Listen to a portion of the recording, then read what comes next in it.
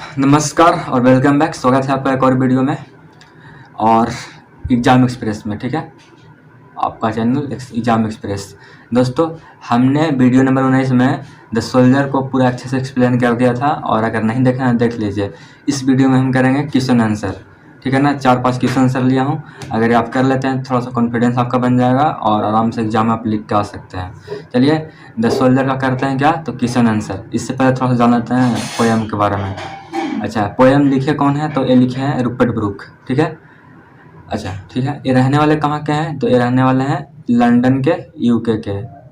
मतलब London UK वही मतलब इंग्लैंड के। ठीक है, अच्छा इंग्लैंड में कहाँ, तो ये रुग्बी कोई स्थान है, जगह है, वहीं के रहने वाले हैं। ठीक है, उसके बाद इनका जन्म कब हुआ था, तो इनका जन्म हुआ था 19 अगस्त 1887 में और मृत्यु 23 अप्रैल 1915 में। ठीक है, इनका मृत्यु हुआ था सेप्टिसिमिया कोई बीमारी के नाम से। ठीक है ना, कोई बीमारी का नाम एक है सेप्टिसिमिया, उसी के कारण इनका मौत हो गया था। W.B. येट्स एक व्यक्ति हैं जो इनको the young and handsome man of England बोले हैं। ठीक है ना, और जो कहानी है, जो पोएम है, कहानी नहीं है, पोएम है, जो किस पे आधारित है, तो वहाँ के जो जवान हैं देश के सेना वगैरह, उसको मोटिवेट करते हुए लिखते हैं। ये पोएम किस तरह का है, तो ये एक सोनेट है। ठीक है, जो कि 14 लाइन का होता है। तो चलिए, इतना काफ़ी है इन्फॉर्मेशन ऑब्जेक्टिव के लिए। और इसका कुछ देखते हैं क्वेश्चन आंसर। 4-5 यहाँ पे है। अच्छा, पहला क्वेश्चन नंबर क्या है, आपको शो कर रहा है, आपको देखिए। If at all he dies in the battle, अगर वो मतलब कि मारे जाते हैं युद्ध में, हाउ वुड ही लाइक, वो मतलब कैसे चाहते हैं कि उसको याद किया जाए उनको। देखिए, if at all he dies in the battle, अगर वो मतलब कि युद्ध में मारे जाते हैं, he would like to remembered, मतलब कि वो चाहते हैं कि ऐसे याद करें जैसे कि as a brave and true son of his motherland, कि वो क्या है, एक वीर योद्धा और सच्चा अपने मातृभूमि के हैं। ठीक है ना, ऐसा याद रखना है उनको।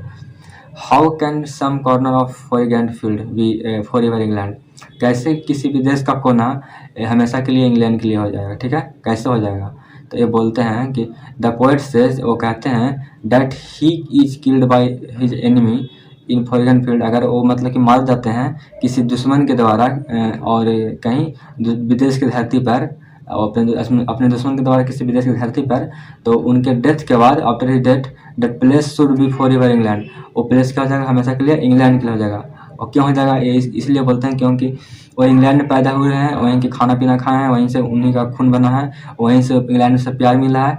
तो अब वो आदमी अगर अब किसी विदेश से कोई मरेगा, तो साफ साफ बात है कि उनका सिर वहीं पर रह जाएगा, उनका खून उसी मिट्टी से मिल जाएगा, उसी के क्षेत्र से। तो हो गया ना इंग्लैंड का, यही बोलते हैं उस सेंस में।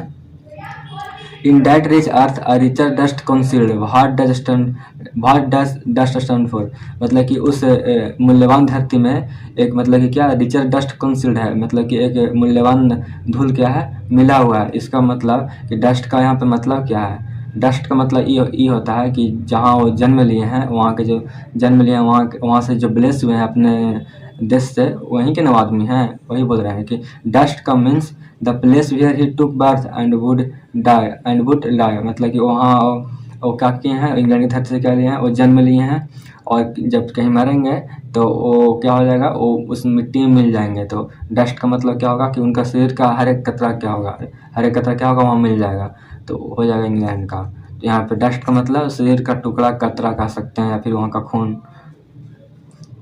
What is meant by the phrases a pulse in the eternal mind, मतलब कि अ pulse is in the eternal mind का मतलब क्या है। ठीक है ना, यहाँ पे एक फ्रेज है, तो इसका मतलब क्या है, देखिए इसका मतलब ये है कि अ pulse in the eternal mind means he will not be forgotten, इसका मतलब यह है कि वो कभी भी मतलब कि भूले नहीं जाएंगे बाय हिज कंट्रीमैन, वो वहाँ के आदमियों के द्वारा। ठीक है ना, because he is sacrifice his life for them, क्योंकि वो क्या किए हैं, अपना जान त्यागे हैं किसके लिए, तो वहाँ के आदमियों के लिए। ठीक है ना, और उनके लिए, वहीं के आदमी के लिए जान त्यागे, इसलिए क्या करेंगे, वो कभी भूले नहीं जाएंगे। तो पल्स इन इटर्नल माइंड का मतलब वही बताएगी, और जब जान अपना त्यागे हैं तो कभी भूले नहीं जाएंगे। और हम बेशक सी बात है, या फिर हम लोग के आर्मी हो, या फिर हम लोग के इंडियन आर्मी हो, जो भी होता है डेट, तो क्या होता है, वो तिरंगे में लपट के आते हैं, कभी वो मतलब भूले नहीं जाते हैं। ठीक है, जैसे कि पुलवामा हमला में क्या हुआ था, मारे गए थे, तो उन लोग के लिए क्या हम लोग बनाते हैं, ब्लैक डे बनाते हैं। ठीक है ना, तो आज की वीडियो में बस इतना ही।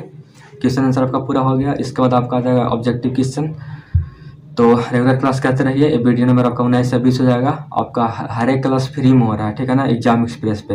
अगर आप नए हैं तो सब्सक्राइब करिए। मिलते हैं नेक्स्ट वीडियो में, ठीक है। जय हिंद।